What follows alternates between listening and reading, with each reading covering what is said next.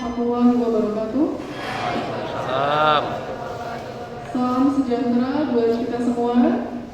Terima kasih kepada MC, dan acara selanjutnya adalah acara inti yang paling kita tunggu-tunggu, yaitu penyampaian materi sekaligus diskusi yang nantinya akan ada sesi tanya jawab setelah kedua narasumber menyampaikan materi.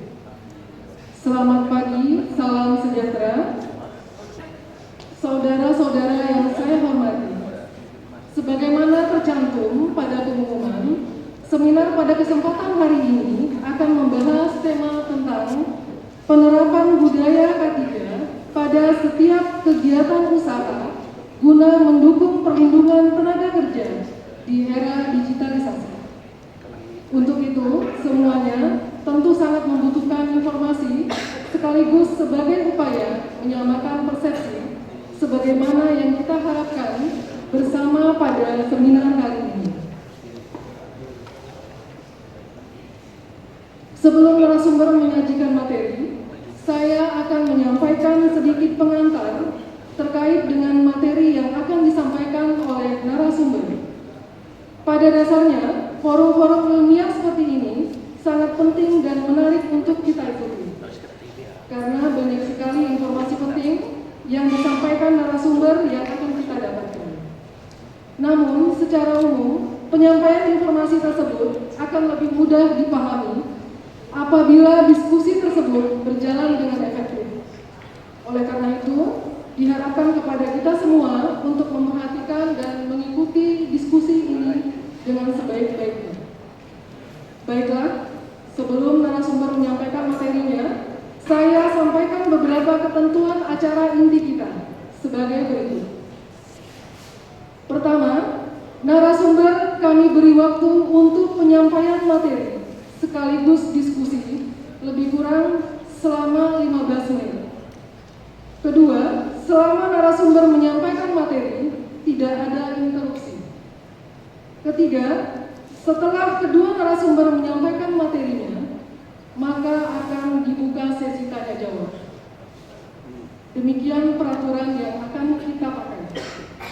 Selanjutnya, segera kami perkenalkan narasumber kita yang pertama, yaitu Bapak Reynaldo Esquivel Hutauruk SH.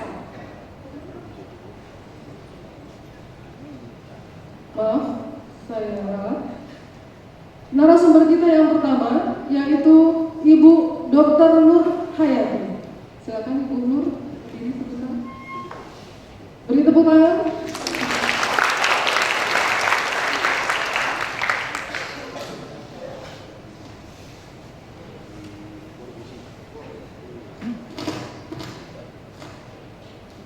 Ibu Dr. Nur Hayati. Beliau adalah pengurus bidang kesehatan kerja di A2K3 Dumai. Pengalaman beliau kerja di rumah sakit dan puskesmas. Dan saat ini beliau bekerja di Puskesmas Bukit Kayu Kapur. Kepada Ibu Dr. Nur Hayati, kami persilakan.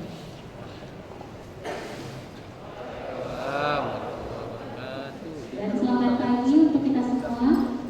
Yang saya hormati Bapak, Ibu, para undangan yang telah menyempatkan hadir di acara ini, Bapak Ibu Panitia A2K3 yang telah meluangkan pikiran usahanya untuk melaksanakan kegiatan ini, dan yang saya sayangi, saya banggakan teman-teman para peserta seminar nasional K3 tahun 2002 yang diadakan Dumai pada hari ini. Izinkan saya, Dr. Nur Hayati, untuk sharing tentang ilmu first aid atau P3K kepada teman-teman semua.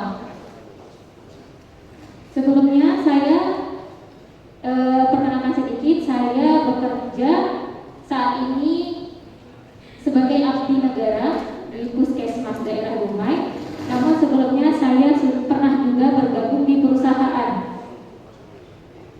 baik itu di daerah Lubu maupun yang terakhir saya bergabung di perusahaan di daerah Dumai.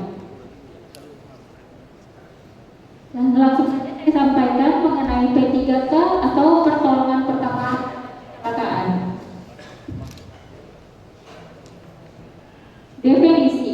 Nah, di sini kita perlu tahu apa itu sebenarnya P3K dan sejauh mana yang dapat kita lakukan setelah kita mengetahui ilmu dari P3K itu sendiri. P3K itu kepanjangannya adalah pertolongan pertama pada kecelakaan. Nah, untuk definisi dari pertolongan pertamanya itu sendiri adalah perawatan pertama yang kita berikan apabila terjadi kecelakaan di sekitar kita. Sedangkan definisi dari kecelakaan itu adalah segala sesuatu kejadian yang terjadi di luar dari apa yang diharapkan.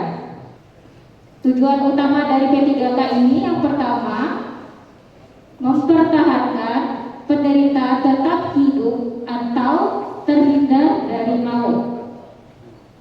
Yang kedua, membuat keadaan penderita tetap stabil. Dan yang ketiga, menghindarkan kecacatan yang lebih parah. Ini ada beberapa peralatan yang dibutuhkan dalam kotak P3K. Nah, biasanya kotak P3K ini ada di kendaraan, ada di instansi-instansi, dan biasanya budaya ini juga harus diterapkan di rumah. Jadi yang baik itu setiap rumah harus memiliki kotak P3K karena setiap kecelakaan bisa terjadi dimanapun dan kapanpun. Nah, disitulah fungsi kita mempelajari P3K ini.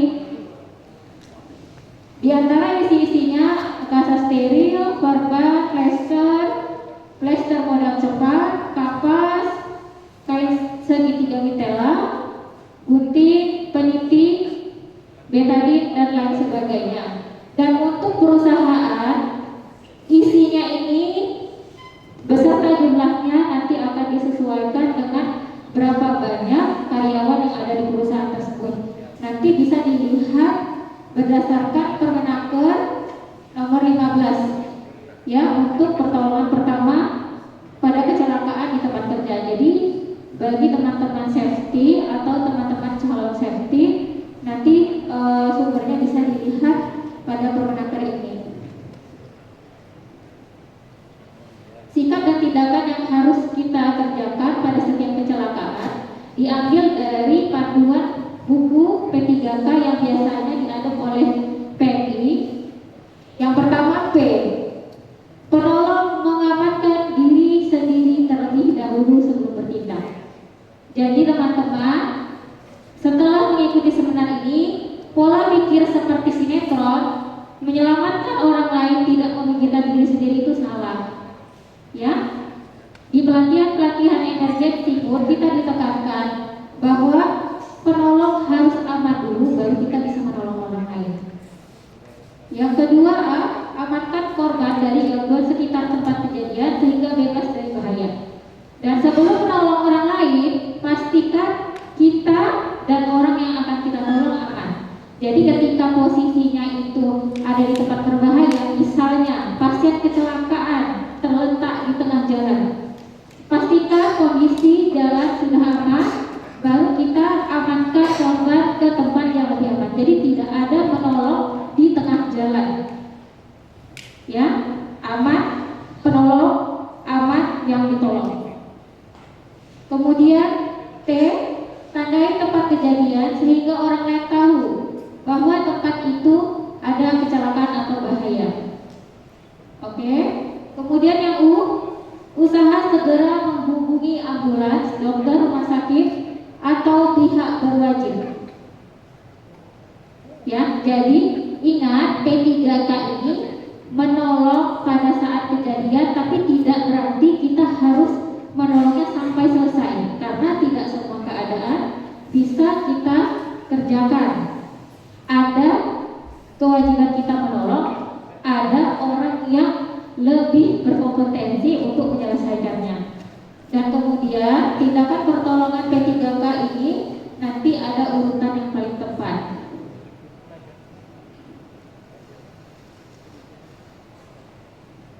Sini saya langsung materinya saja, ini sangat aplikatif, luka bakar, dan paling sering terjadi di sekitar kita, baik itu pada keluarga kita di rumah, tetangga kita, atau ketika kita kerja di satu instansi. Luka bakar ini banyak, tapi yang paling sering yang kita dengar adalah anak-anak tersiram air panas, kena minyak panas. Nah, kalau misalnya yang sering terjadi juga di area kerja, kena benda-benda yang menghantarkan panas. Luka bakar ini kalau untuk grade-nya banyak. Jadi ada yang kita hanya melihat kulit kemerahan, sama juga seperti kita main ke pantai tidak pakai sunblock, maka muka akan kemerahan, itu termasuk luka bakar juga. Untuk grade pertama. Grade kedua bisa sampai menimbulkan kulit yang terkupas atau kulit menggelembung. Bahkan yang ketiga sampai muncul tampak keputihan, itu biasanya lemak. Pertolongan pertamanya tetap sama.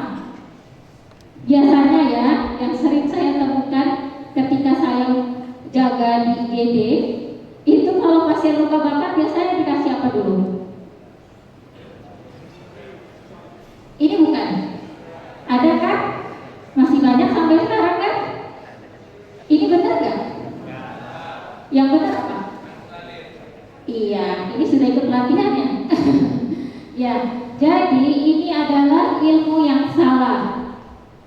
Walaupun ini dulu orang dulu seperti ini, tapi ketika itu tidak kurang benar, jangan dilanjutkan.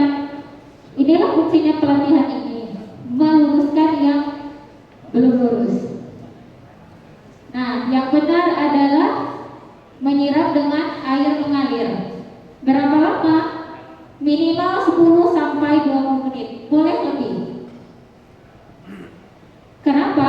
Tujuan dari air mengalir ini, dia akan mengurangi suhu yang ada di sel. Apa? Ketika suhu di dalam sel itu tidak kita kurangi dengan mengalirkan air yang bersih, maka proses di dalam masih akan tetap terjadi. Jadi yang paling benar adalah siram dengan air bersih yang mengalir. Kalau kotak P3K kita ada di rumah, bisa kita lanjutkan yang lain. Kita gunakan kasa steril, basahi dengan air bersih tadi, kemudian dilingkarkan atau ditimpakan ke bagian tersebut. Gunanya apa? Tetap sama agar proses panas itu tidak berlanjut. Nah, kalau ada lagi nih di kotak P3K-nya salep. Nah, salep yang biasa ada itu biasanya kita tidak mempromosikan merek ya. Bioplacental biasanya orang paling hafal tuh, ya. Atau salep, atau salep sulfadiazid ini yang paling baik, ya. Itu boleh dioleskan. Jadi nggak perlu dioles-oleskan yang lain, antibiotik dan sebagainya. Karena penggunaan antibiotik itu hanya boleh oleh tenaga kesehatan, ya. Jadi ketika ada luka bakar terjadi, jangan panik. Ada benda-benda yang dapat menghantarkan panas, ada gelang, ada jam, cincin, itu dilepaskan dulu. Kemudian ketika luka bakarnya itu kena seperti plastik yang terbakar, itu juga dilepaskan dulu. Kemudian disiram minimal 10 sampai 20 menit. Kalau ada salep sulfadiazid atau bioplacental boleh dioleskan. Kemudian balut dengan kasa yang basah yang dialiri oleh, lebih baik kalau ada air nasehat atau aquabides, cuma kalau tidak ada pakai air bersih juga boleh. Kemudian kita bawa ke vaskes.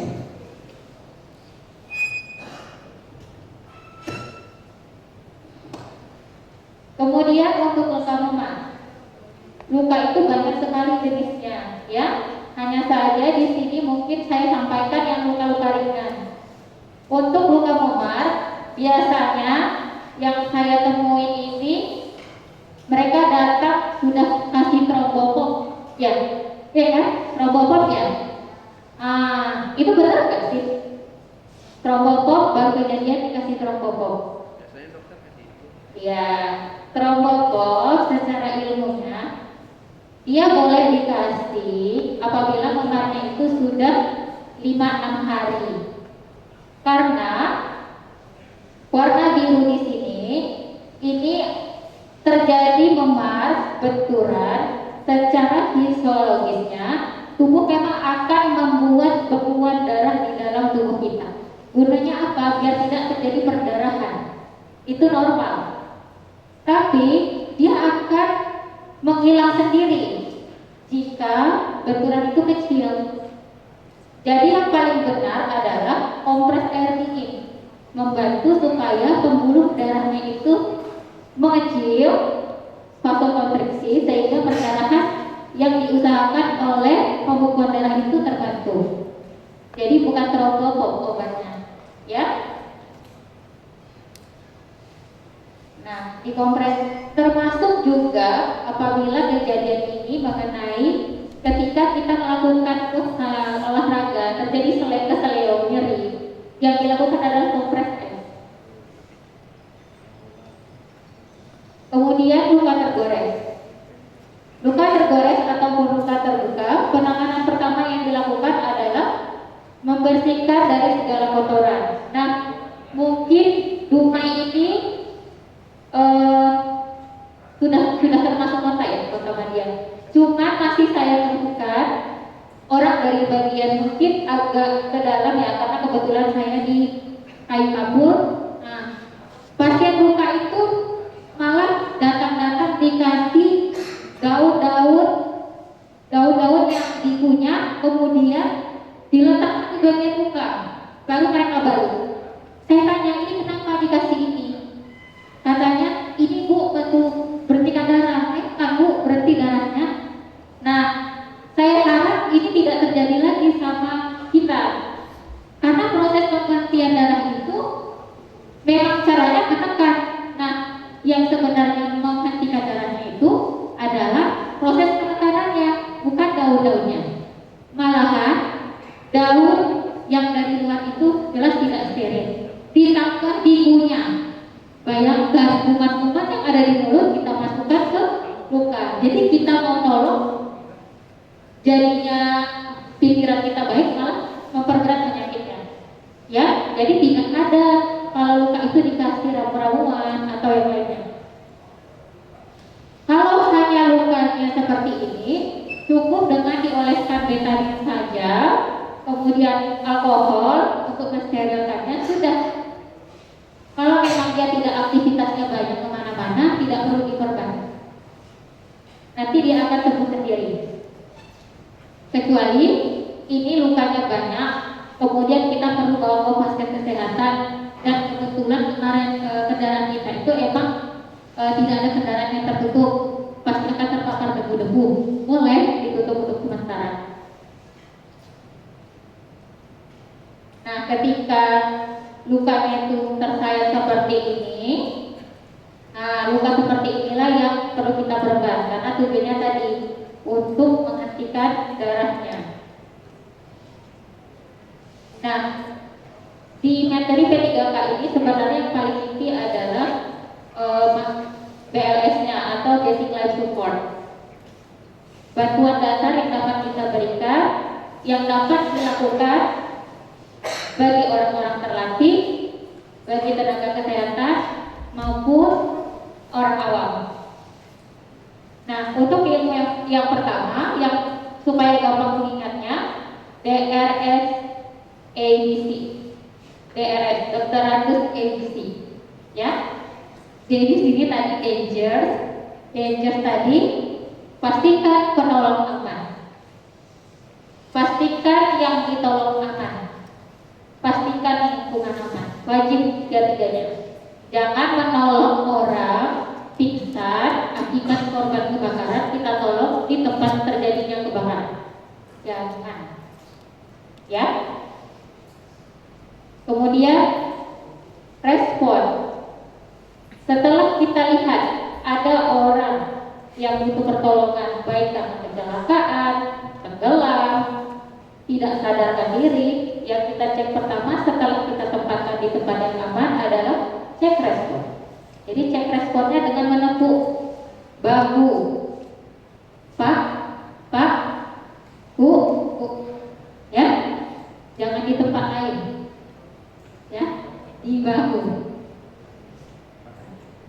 Kemudian support health. Emergency call untuk seluruhnya biasanya memang 119 ya. Tapi untuk ambulans, alhamdulillahnya untuk di Dumai kita ada namanya sahabat ambulan Dumai PSG. Nah, ini ada nomor handphonenya, bisa di-save untuk yang berada di Dumai. Ketika ada kejadian emergensi mereka siap. Kemudian yang selanjutnya ada RW. Setelah kita pastikan tempat aman, responnya tidak ada, kita panggil bantuan, maka selanjutnya adalah pastikan apakah RW-nya paten. Dalam hari ini apakah ada sumbatan atau tidak, baik itu sumbatan berupa cairan ataupun benda padat. Kemudian yang B-nya breathing, pastikan nafasnya normal. Ya, nafas yang tidak normal adalah terlalu lambat atau terlalu cepat, atau bernapas tapi tidak sama seperti kita, tidak reguler, cepat, lambat, atau ada habis itu tidak ada. Kemudian untuk circulation-nya ini kita lakukan apabila ada perdarahan, kita hentikan darah, sekaligus kita cek nadi dan detak jantung. Nih, tadi setelah DRS, setelah kita support health, kemudian untuk sumbatan jalan nafas. Nah, untuk sumbatan jalan nafas ini tidak harus orang yang kecelakaan, tidak harus orang yang tenggelam. Kejadian ini bisa terjadi sewaktu-waktu ketika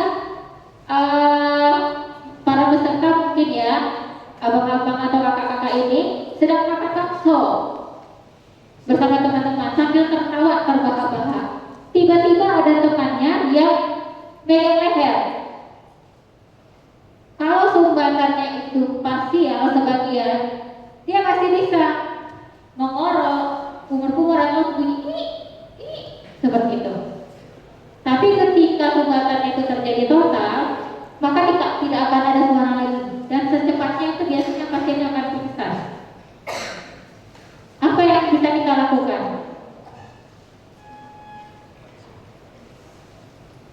Ada namanya manuver helming manuver. Helming manuver. Cara membebaskan jalan nafas karena tersumbat gerinda asing. Jadi ada beberapa cara dari helming manuver ini. Teman-teman pasti tahu di tubuh kita itu ada yang namanya bagian dada, yang kalau kita raba itu ada teraba iga-iga yang keras. Nah, ada iga yang keras. Nah, kalau masih teraba iga keras itu namanya masih bagian dada. Kemudian ke bawahnya ada bagian yang lebih lunak yang bisa kita tekan. Itu namanya bagian abdomen atau perut. Nah, yang untuk hentakan perut ini berarti hentakan itu kita lakukan di bagian yang lembut tersebut. Sementara kalau yang hentakan yang model dada ini bisa dilakukan pada orang-orang yang sangat gemuk, yang lingkar perutnya lebih dari 80, atau ibu-ibu yang hamil, atau hentakan dada seperti kegiatan BNS nanti yang saya tunjukkan dilakukan pada orang-orang yang mengalami sumbatan dan dia pingsan. Ini dia. Biasanya orang-orang yang mengalami sumbatan itu bisa hanya memegang leher.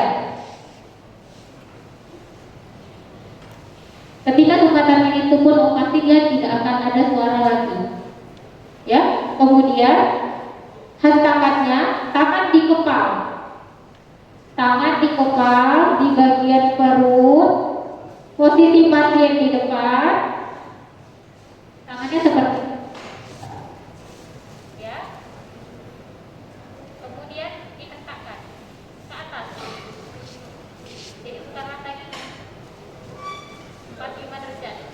Nah, pasien ya, dihentak kuat. Ya, dihentak. Tujuannya apa? Karena udara yang nanti kalau kita hentak, dia akan mendorong jalur yang dia tutupin. Otomatis tekanan itu akan menekan bata aktif yang kemudian akan keluar. Tahunya dari mana keluar? Dia akan sedang. Ya. Kemudian apabila sumbatannya itu total, biasanya kalau pertolongannya apa sedikit pasti akan pingsan. Dengan cara pasien ditidurkan, kemudian hentakannya itu tetap kita lakukan di perut. Jadi ini khusus pasien yang pingsan. Atau kita tidak bisa menggendong bahasanya. Ayah saya mungkin kalau orangnya besar saya tidurkan saja.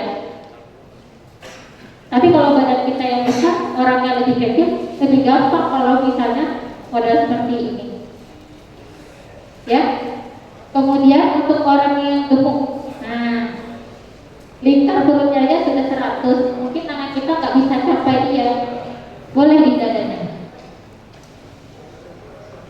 Sama juga seperti ibu hamil. Kemudian setelah jalan nafas itu untuk benda yang berat. Tapi bagaimana dengan apabila sumbatan itu benda yang cair, misalnya pada pasien-pasien kecelakaan? Kita cukup lakukan swab. Swab kalau yang sebenarnya kalau di vaskes pasti pakai kasta. Tapi kalau kita di kondisi pinggir jalan, kain atau jilbab yang menyerap air, bisa kita lakukan di mulutnya. Cara gimana kita tahunya dia itu ada sumbatan cairan? Biasanya ada gargle. Gargle itu seperti orang ngorok, seperti itu. Dan situ kita tahu bahwa ada sumbatan cairan dengan cara di mulutnya. Iya. Oke. Kemudian setelah kita untuk airway-nya itu clear, jalur nafasnya itu sudah bersih, terus kita cek nafasnya. Apakah ada nafas atau tidak?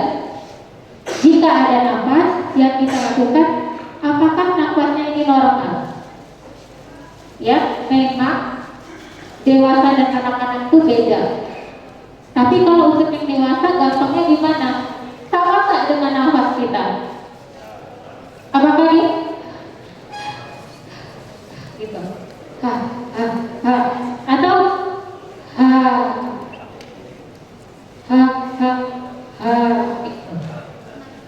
artinya tidak irregular. Ya, jika nafasnya lebih cepat atau lebih lambat dari kita, kemudian nafasnya itu tidak reguler, jaraknya tidak sama, kemungkinannya ada gangguan nafasnya. Nah, disinilah yang sering kita tengok-tengok kalau di film dan sinetronnya, bantuan nafas buatan. Nah, bantuan nafasnya seperti apa? Jadi tekniknya adalah kepala didengangkan dengan syarat posisinya ini bukan kecelakaan yang menyebabkan cedera leher. Ya, catatan tidak cedera kepala ataupun cedera pada bagian leher. Boleh kepala didengangkan seperti ini, kemudian dagunya dibuka, jadi mangap, lalu posisi mulut menutupi mulut korban.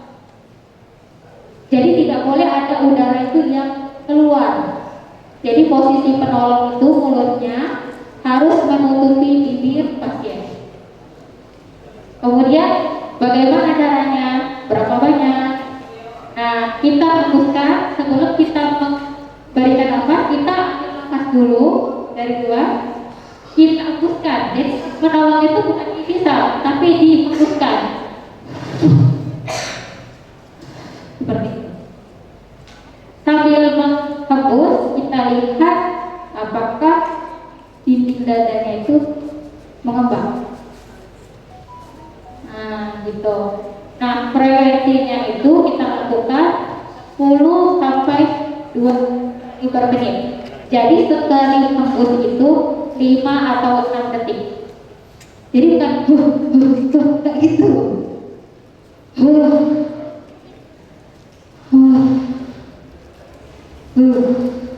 Jika caranya benar, maka titik dadanya memang akan. Kalau titik dan tidak mengembang, berarti nafas buatan yang kita berikan tidak efektif. Nah, tapi di sini ada catatan ya. Catatannya apa? Berhubung kita sekarang ini masanya COVID, untuk awam tanpa alat bantu nafas biasanya ini tidak dianjurkan. Tapi mungkin bisa kita lakukan untuk orang terdekat kita. Ya, ini just to know aja. Kemudian yang kedua, setelah kita pastikan airway-nya clear, airway-nya jalur nafasnya udah bersih, breathing-nya udah. Tadi ternyata kalau ada bantuan nafas buatan, kalau tidak ada berarti kita langsung lari ke cek nadi. Kalau nadinya ada, bagus, kita tetap pasti B-nya yang bermasalah. Tapi kalau misalnya nadi tidak ada, kita langsung ke namanya pijat jantung luar atau yang disebut dengan RJP, resusitasi jantung baru. Ini juga sering kita lihat di sinetron-sinetron ya. Di mana kita dapat lakukan resusitasi jantung baru ini?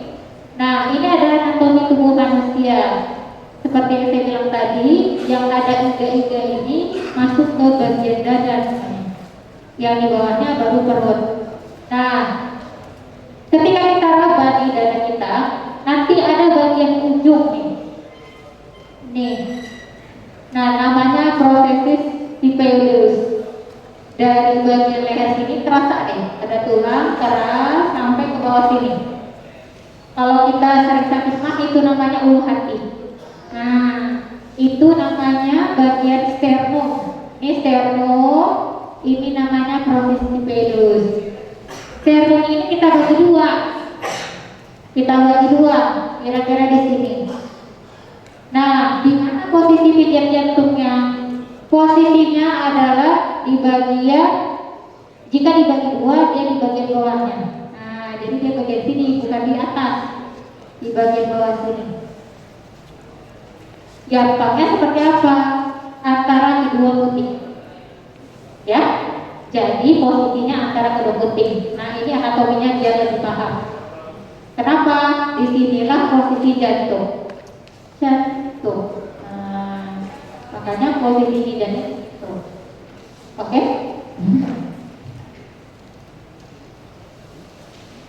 Ini dia posisinya, komponen yang harus diperhatikan ketika melakukan pijat jantung. Posisi dibaringkan di tempat yang datar dan keras.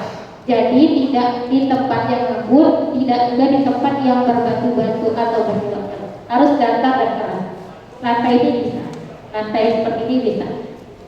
Kemudian sudah kita tentukan tadi posisinya. Posisi lengan juga harus benar. Seperti ini dia, lurus, tegak lurus. Makanya posisi kaki biasanya harus rapat ke penderita. Dan ternyata ya yang perlu ketahui, kan sebelum latihan kita pikir tangan yang bergerak, seperti goyang tangan. Ternyata bukan.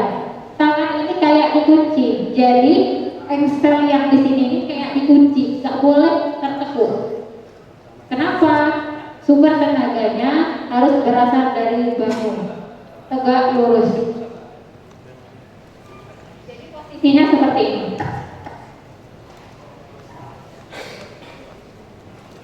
Bukan ini. Ya, bukan seperti ini. Bukan mengayun. Badannya yang diayun. Badannya yang diayun. Ya, jadi tenaganya dari sini. Itu mengurangi kelelahan kita juga. Kemudian tidak boleh pula kita melakukan RJP itu sekuat tenaga atau sebisanya, tidak. Dia ada syaratnya. Untuk dewasa kedalamannya sekitar 5-6 cm. Sementara kalau untuk anak dan bayi sepertiga dari jarak antara dada depan dan dada belakang. Jadi hanya sepertiga, tidak boleh dari setengahnya. Memang untuk pelatihan ini harus pelatihan khusus. Kalau sekarang ini paling tidak kita tahu, paham, karena dia harus menggunakan meningit. Kalau kita sudah sering latihan, nanti akan dapat ilmunya. Kalau nggak dilatih memang susah, ya. Kemudian kompresi juga bukan sembarangan. Jangan berpikir gimana caranya ya biar sembuh. Secepatnya aja, secepat yang saya mau, atau lama-lama tidak. Jadi dia harus 100 sampai 120 kali per menit tanpa interupsi. Ya, tanpa interupsi di sini artinya 100 tekanan pijat jantung kita lakukan. Kalau untuk yang terlatih dilanjutkan dengan 2 napas buatan. Dilanjut lagi pijat jantung 2 napas buatan.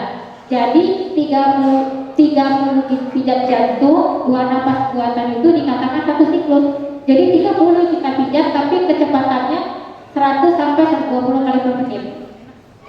30 pijat jantung 2 napas buatan itu dikatakan satu siklus. Tidak ada pemeriksaan napas atau nadi sampai 5 siklus. Itu yang dinamakan tanpa interupsi. Dilakukan terus menerus, ketika sudah 5 siklus baru kita cek nadi. Jadi itu yang benar. Ya, ketika belum ada diulang lagi. Ketika belum ada diulang lagi supaya setiap 5 siklus sampai pasiennya itu tersedak. Jadi tersedak di situ menandakan nadinya itu sudah ada. Karena tidak mungkin orang bernapas tanpa nadi. Tapi orang yang bernadi bisa jadi ada nafas. Ya.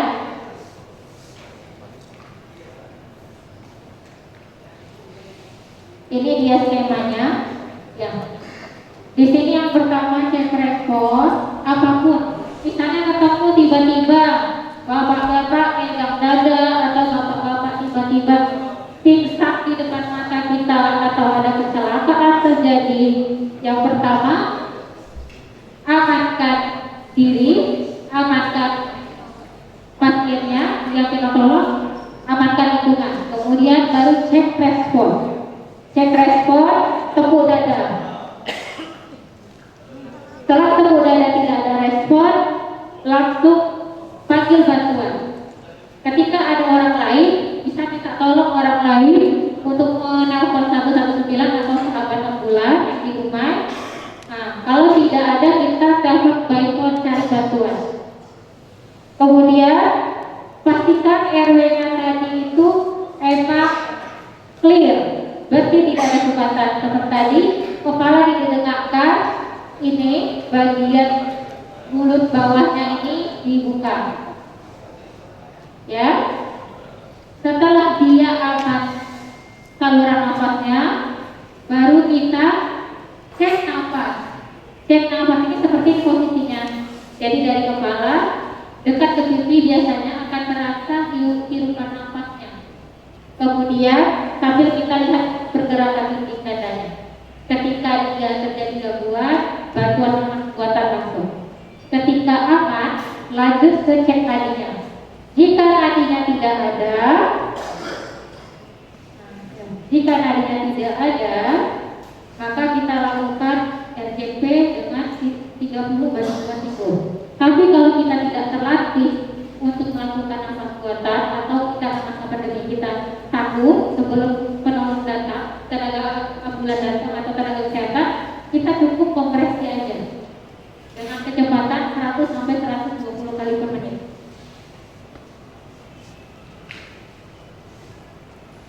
Nah, terus sudah kita lakukan semuanya, apa RJP itu harus dihentikan.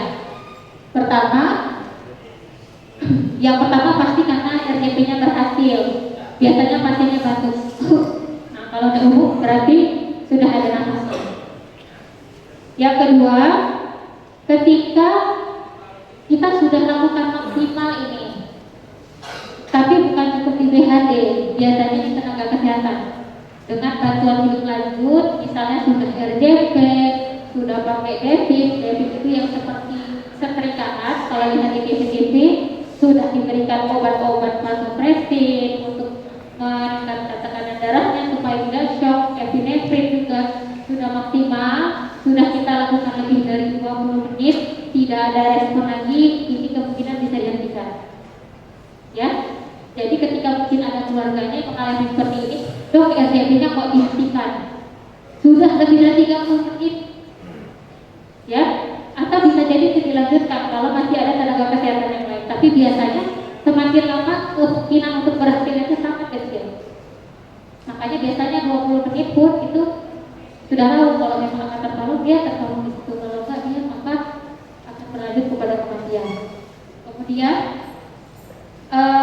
penolong atau tenaga kesehatan biasanya mempertimbangkan bahwa pasien ini terpapar bahan racun yang menghambat susunan saraf pusat atau overdosis obat-obatan yang menghambat sistem saraf pusat.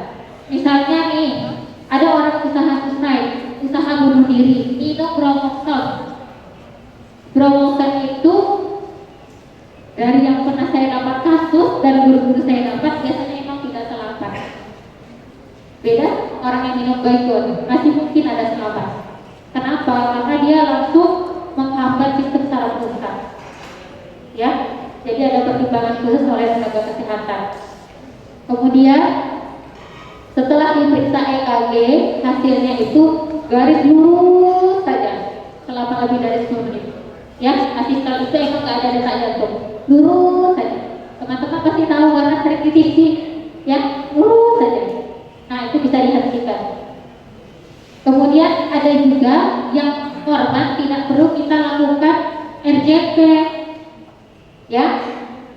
Biasanya sudah ada tanda-tanda kematian.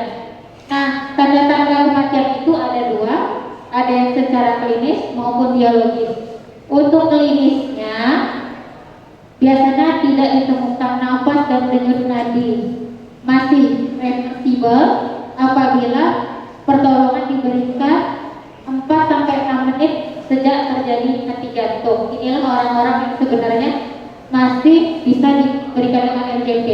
Yang tidak perlu diberikan RJP yang mana? Yang sudah mengalami keadaan mati biologis. Mati biologis ini artinya sel-sel tubuhnya pun sudah mati. Jangankan alat vitalnya, sel-selnya pun sudah mati. Artinya kematian itu sudah terjadi lama. Dan biasanya tidak akan bisa dikembalikan, irreversible. Tandanya apa? Ada lebam mayat. Lebam mayat ini kalau kita lihat orang meninggal setelah setengah jam biasanya mulai membiru ya. Nah, kalau itu biasanya sudah lebih dari 20 menit.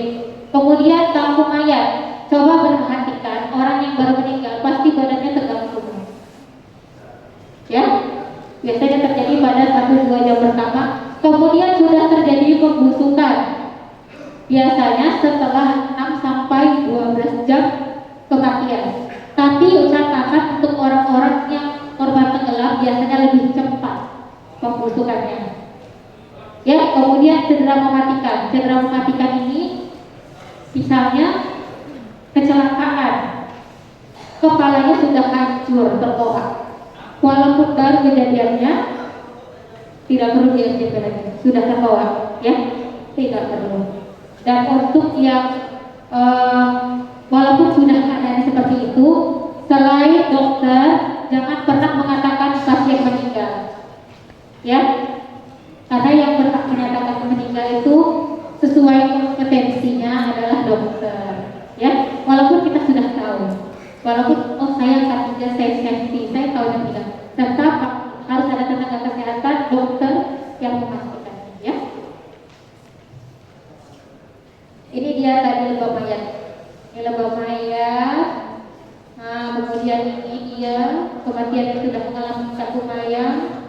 Nah, ini salah satu contohnya yang tidak perlu diberi pertolongan.